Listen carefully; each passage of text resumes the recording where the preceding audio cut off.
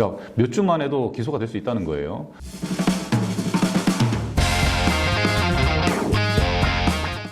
안녕하세요. 법률사무소 의뢰인 나유신 변호사입니다.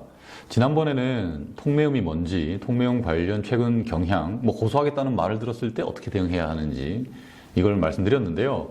오늘은 통매음 피의자로 경찰 조사를 오라 이렇게 요구받았을 때 어떻게 대처해야 되는지 한번 알아볼게요. 그러니까 보통 온라인 공간에서는 자주 일어나는 범죄로 명예훼손, 모욕 이런 걸 들 수 있는데 통매음이 요즘 대세입니다.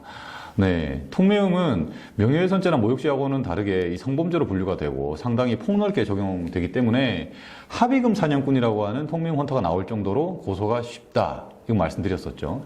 그러니까 한순간 실수로 너무나 쉽게 성범죄자가 될 수 있어서 매우 주의를 해야 합니다. 특히 증거가 남기가 너무 쉽죠. 별것 아니라고 생각한 발언도 상대방 입장에서는 성희롱이 될 수 있으니까 이게 캡처되고 금방 체증이 된다는 거예요. 더욱이 같은 말이라도 대면한 상태에서 순간적으로 한 경우에는 처벌되지 않을 수도 있거든요. 근데 그거를 똑같은 말을 카카오톡 메시지로 보내거나 전화통화로 말을 하면 이 통매음으로 처벌받을 수가 있어요. 거기다가 명예훼손이나 모욕은 보통 공연성이라는 게 있어야 되는데 통매음은 1대1 대화에서도 성립을 할 수 있으니까 더욱 주의해야 됩니다. 그러니까 어쨌든 실제로 고소를 당하셨다면 신속히 대응을 해야겠죠. 이게 통매음의 경우에는 2022년도에 10,000건을 넘을 정도로 발생 건수가 엄청나게 늘어나다 보니까 수사기관도 대응 속도가 빨라졌어요. 근데 이게 또 증거가 체증이 쉬우니까 수사기관 입장에서도 속도를 늦출 이유가 없어요. 그러니까 정말 빠르면 불과 몇 주만 해도 처분 결과가 나오기 때문에 그러니까 몇 주만 해도 기소가 될 수 있다는 거예요. 그러니까 경찰 조사를 받으러 오라고 하면 전화를 받은 즉시 어떤 방향으로 내가 대응해야 될 건지 정하셔야 됩니다.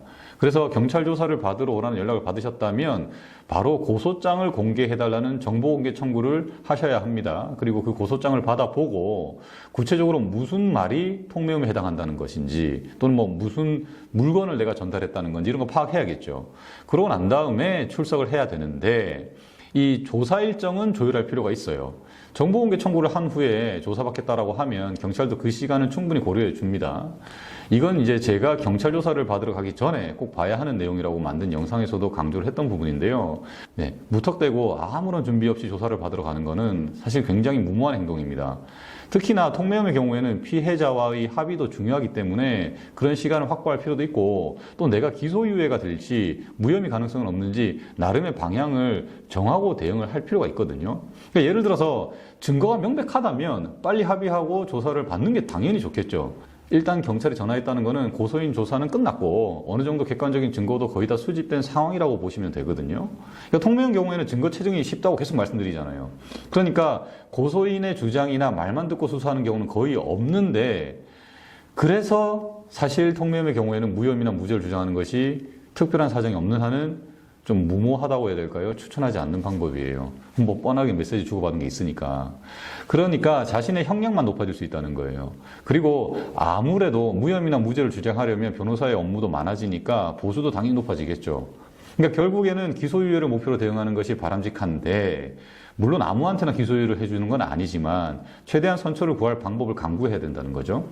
그러니까 기소유예는 말 그대로 기소를 유예, 즉 법원으로 당장 안 넘기겠다라는 거예요. 이거 불기소 처분인 거죠, 일종의. 그러니까 지난 영상에서도 말씀드렸지만 통매음의 경우에는 성적 욕망을 만족시킬 목적이라는 게 있어야 됩니다. 이게 2018년도 대법원 판결 이후에 폭넓게 인정되고 있다고 말씀을 드렸는데 이 목적이라는 거는 그건 내 마음속에 있는 거잖아요. 그거 어떻게 알겠어요? 그래서 겉으로 드러나는 것만 보고 판단하기가 쉽지 않거든요. 그러니까 내가 고소장을 확인하고 난 다음에 그 행위 당시에 내가 어떤 목적으로 그런 행동을 했었는지를 잘 생각해보고 정리를 해야 된다는 거예요. 그러려면 아무래도 혼자 하는 것보다는 변호사랑 상담을 해서 수사를 준비하는 것이 좋다는 거죠. 근데 이게 이제 잠시 오해를 풀자면 변호사는 무죄를 만들어주는 사람이 아니에요, 기본적으로. 그러니까 여러분들이 스스로 정리하지 못하는 내용을 법적으로 정리를 해서 억울한 상황에 처하지 않게 만들어준다는 거예요. 그러니까 이거를 스스로 하지 못하니까 변호사 상담 받으시라는 거고. 그런데 이 기소유예가 아니라 기소를 당했다면 이미 이제 법원으로 넘어갔다면 어떻게 해야 되느냐. 그러니까 선고유예를 생각해 볼 수가 있어요. 선고유예는 1년 이하의 징역이나 금고 또는 이제 벌금형 이런 거를 선고할 경우에만 정상을 참작해서 그 선고를 당장 안 하겠다라고 하는 거예요. 그러니까 결국 유죄 판결을 안 받는 거죠. 선고유예를 받고 2년이 지나면 면소된 것으로 간주된다 이런 말이 있는데 이 뭐냐면 그러니까 죄가 있는지 없는지 판단 자체를 안 하고 재판을 끝낸다는 거거든요. 그러니까 결국에는 무죄도 유죄도 아니니까 결국에는 범죄 경력에도 안 남는 겁니다.